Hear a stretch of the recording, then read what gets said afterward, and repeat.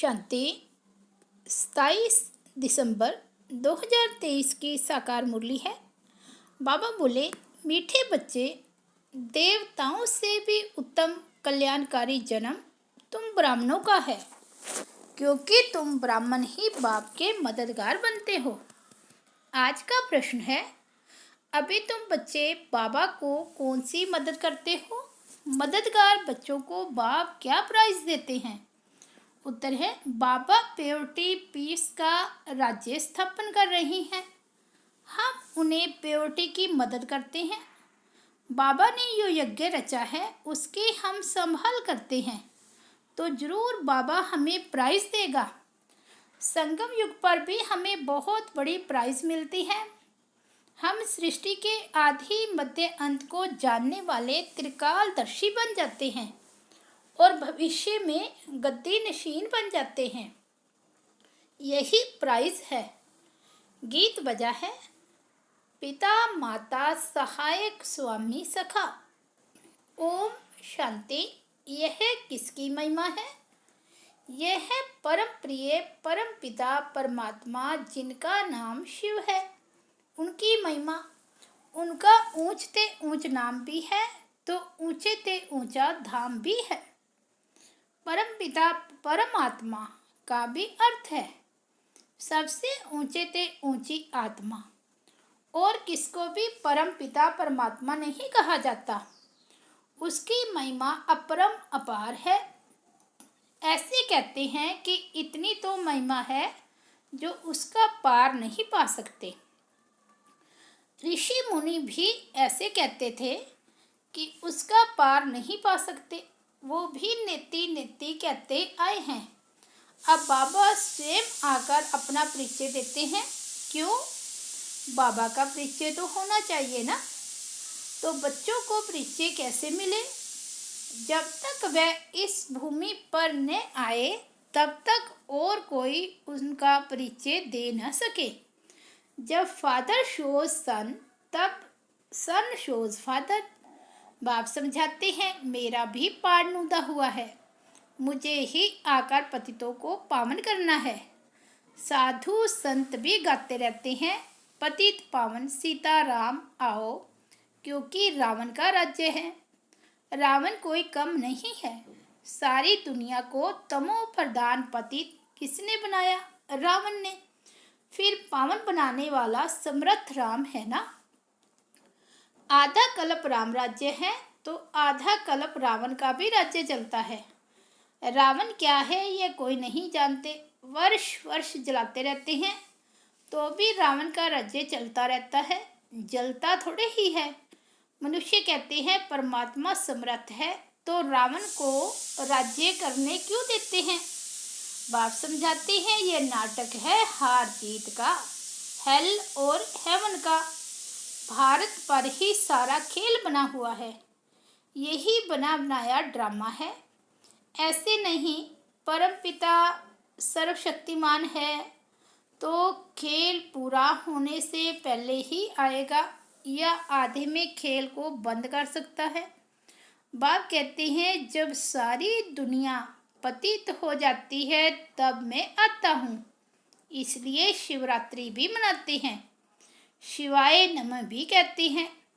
ब्रह्मा विष्णु शंकर को फिर भी देवता नमः कहेंगे, शिव को परमात्माए नमः कहेंगे।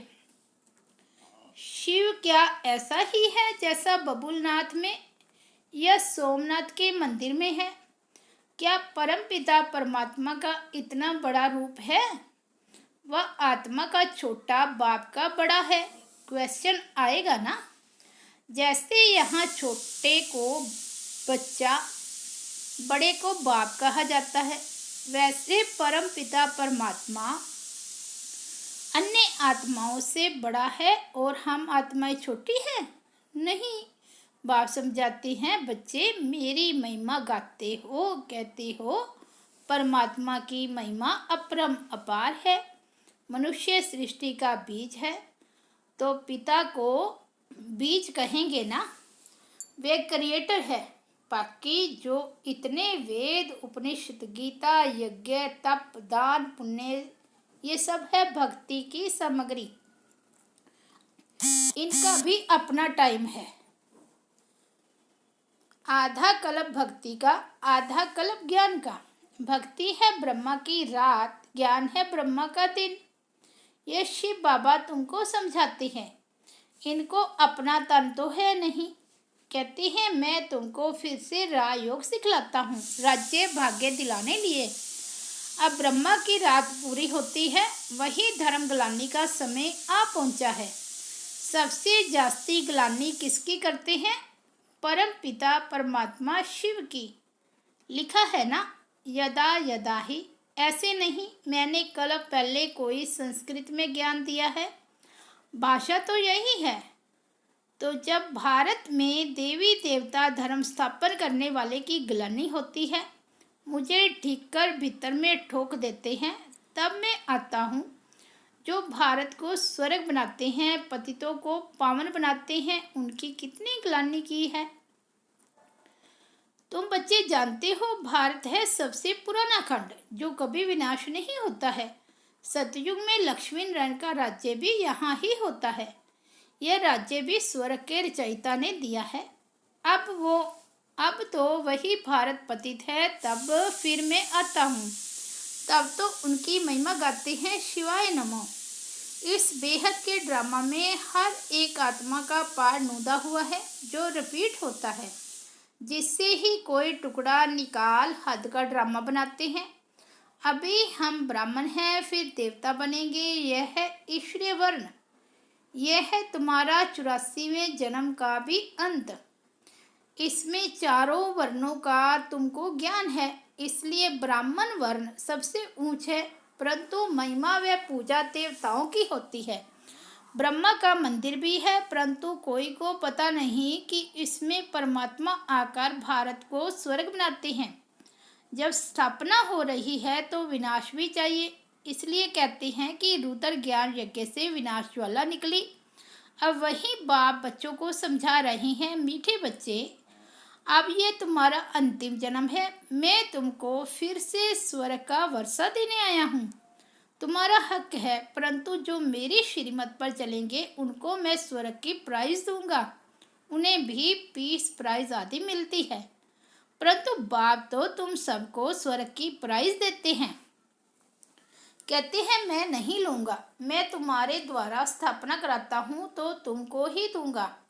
तुम हो शिव बाबा के पोतरे, ब्रह्मा के बच्चे। इतने बच्चे तो प्रजापिता ब्रह्मा ही अडॉप्ट करते होंगे ना।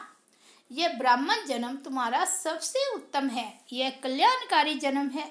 देवताओं का जन्म या शूद्रों का जन्म कल्याणकारी नहीं है।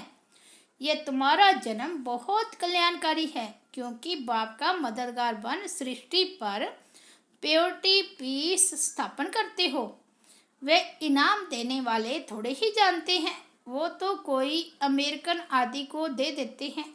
बाप फिर कहते हैं जो मेरे मददगार बनेंगे मैं उनको प्राइज दूंगा।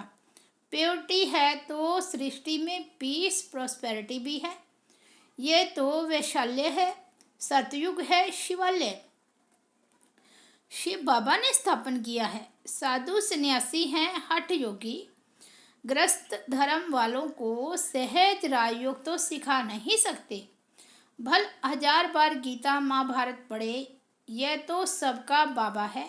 सभी धर्म वालों को कहते हैं कि अपना बुद्धि योग एक मेरे से लगाओ। मैं भी छोटा सा बिंदु हूँ, इतना बड़ा नहीं हूँ। जैसी आत्मा वैसा ही मैं परमात्मा हूँ। आत्मा भी यहाँ भरकुटी के बीच में रहती है। इतनी बड़ी होती तो यहाँ कैसे बैठ सकती।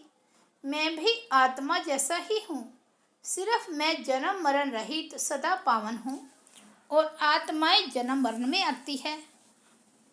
पावन से पतित और पतित से पावन होती है। अब फिर से पतितों को पावन बनाने के लिए बाप ने यह रुद्र यज्ञ रचा है। इसके बाद सतयुग में कोई यज्ञ नहीं होता। फिर द्वापर से अनेक प्रकार के यज्ञ रचते रहते हैं। यह रुद्र ज्ञान यज्ञ सारे कल्प में एक ही बार रचा जाता है। इसमें सबकी आहुति पड़ जाती है, फिर कोई यज्ञ नहीं रचा जाता। यज्ञ रचते तब हैं जब कोई आफतें आती हैं, बरसात नहीं पड़ती है, व अन्य कोई आफतें आती है तो यज्ञ करते हैं। सतयुग त्रेता में तो कोई आफतें आती नहीं। इस समय अनेक प्रकार की आफतें आती हैं, इसलिए सबसे बड़े सेठ शिव बाबा ने यज्ञ रचवाया है तो पहले से ही साक्षात्कार कराते हैं। कैसे सब आहुति पड़नी है, कैसे विनाश होना है, पुरानी दुनिया कब्रिस्तान बननी है, तो फिर इस पुरानी दुनिया से क्या दिल लगानी है। इसलिए तुम बच्चे बेहद पुरानी दुनिया का संन्यास करते हो। वह सन्यासी तो सिर्फ घर बार का संन्यास करते हैं, तुमको तो घर बार नहीं छोड़ना है। यहाँ गृहस्थ बार संभालते भी इससे सिर्फ ममता तोड़ना है। ये सब मरे पड़े हैं, इनसे क्या दिल लगाना। यह तो मुर्दों की दुनिया है, इसलिए कहते हैं कि परिस्तान को याद करो। कब्रिस्तान को क्यों याद करते हो? बाबा भी दलाल बन तुम्हारी बुद्धि का योग अपने साथ लगाते हैं। कहते हैं ना, आत्मा परमात्मा अलग रहे बहुकाल, यह महिमा भी उनकी है। कलयुगी गुरु को पतित पावन कह नहीं सकते, वह सदगति तो कर नहीं सकते। हाँ, शास्त्र सुनाते हैं, क्रियाकर्म कराते हैं। शिव बाबा का कोई टीचर गुरु नहीं। बाबा तो कहते, मैं तो तुमको स्वर्ग का वर्षा देने आया हूँ, फिर सूर्यवंशी बनो चाहे चंद्रवंशी बनो। वे कैसे बनते हैं? लड़ाई से नहीं। न लक्ष्मी नारायण ने लड़ाई से राज्य लिया, न राम सीता ने। उन्होंने इस समय माया से लड़ाई की है। तुम इनकॉग्निटो वॉरियर्स हो, इसलिए तुम शक्ति सेना को कोई जानते नहीं। तुम योग बल से सारे विश्व के मालिक बनते हो। तुमने ही विश्व का राज्य गवाया है, फिर तुम ही पा रहे हो। तुमको प्राइज देने वाला बाप है। अब जो बाप के मददगार बनेंगे उनको ही आधा कल्प के लिए पीस प्रॉस्पेरिटी की प्राइज मिलेगी। बाबा मददगार उन्हें कहते हैं जो अशरीरी होकर बाप को याद करते हैं, सवदर्शन चक्र फिराते हैं, शांति धाम स्वीट होम और स्वीट राजधानी को याद कर पवित्र बनते हैं। कितना सहज है। हम आत्मा भी स्टार हैं, हमारा बाप परमात्मा भी स्टार है। वह इतना कोई बड़ा नहीं है, परंतु स्टार की पूजा कैसे हो, इसलिए पूजा के लिए इतना बड़ा बना दिया है। पूजा तो पहले बाप की होती है, पीछे दूसरों की होती है। लक्ष्मी नारायण की कितनी पूजा होती है, परंतु उनको ऐसा बनाने वाला कौन? सबका सदगति दाता बाप बलिहारी उस एक की है ना। उनकी जयंती बर्थ डायमंड, उनकी जयंती अर्थात बर्थ डायमंड तुल्य है, बाकी सबके बर्थ कौड़ी तुल्य है। शिवाय नमो, ये उनका यज्ञ है, तुम ब्राह्मणों ने रचवाया है। कहते हैं जो मुझे प्योरिटी पीस स्थापन करने में मदद करेंगे उनको इतना फल दूंगा। ब्राह्मणों से यज्ञ रचवाया है तो दक्षिणा तो देंगे ना। इतना बड़े यज्ञ रचा है और कोई भी यज्ञ इतना समय नहीं चलता है। कहते हैं जो जितना मुझे मदद करेंगे उतनी प्राइज दूंगा। सबको प्राइज देने वाला मैं हूँ, मैं कुछ नहीं लेता हूँ, सब तुमको देता हूँ। अब जो करेगा सो पाएगा, थोड़ा करेगा तो प्रजा में चला जाएगा। गांधी को भी जिन्होंने मदद की तो प्रेसिडेंट मिनिस्टर आदि बने ना। यह तो है अल्पकाल का सुख। बाप तो तुमको सारे आदि मध्य अंत का ज्ञान दे, आप समान त्रिकालदर्शी बनाते हैं। कहते हैं मेरी बायोग्राफी को जानने से तुम सब कुछ जान जाएंगे। सन्यासी थोड़े ही ये ज्ञान दे सकते हैं, उनसे वर्षा क्या मिलेगा। वह तो गद्दी भी एक को देंगे, बाकी को क्या मिलता है। बाबा तो तुम सबको गति देते हैं, कितनी निष्काम सेवा करते हैं। और तुमने तो मुझे ठीक कर भीतर में डाल कितनी गलानी की है। यह भी ड्रामा बना हुआ है। जब कौड़ी जैसा बन जाते हो तब तुमको हीरे जैसा बनाता हूँ। मैंने तो अनगिनत बार भारत को स्वर्ग बनाया है, फिर माया ने नरक बनाया है। अब अगर प्राप्ति करनी है तो बाप के मददगार बन सच्ची प्राइज ले लो। इसमें प्योरिटी फर्स्ट है। बाबा सन्यासियों की भी महिमा करते हैं। वह भी अच्छे हैं जो पवित्र रहते हैं। यह भी भारत को थामते अर्थात गिरने से बचाते हैं, नहीं तो पता नहीं क्या हो जाता। परंतु अब तो भारत को स्वर्ग बनाना है तो जरूर घर गृहस्थ में रहते पवित्र बनना पड़े।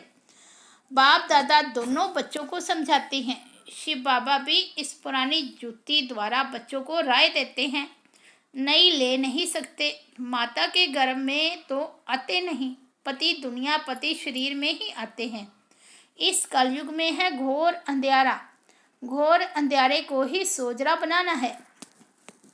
अच्छा, मीठे मीठे सिक्की लदे बच्चों प्रति माता पिता बाप दादा का याद प्यार और गुड मॉर्निंग। रूहानी बाप की रूहानी बच्चों को नमस्ते।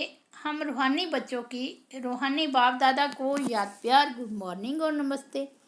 धारणा के लिए मुख्य सार है, फर्स्ट पॉइंट है, इस बेहद की दुनिया का दिल से संन्यास कर अपना ममता मिटा देना है, इससे दिल नहीं लगानी है।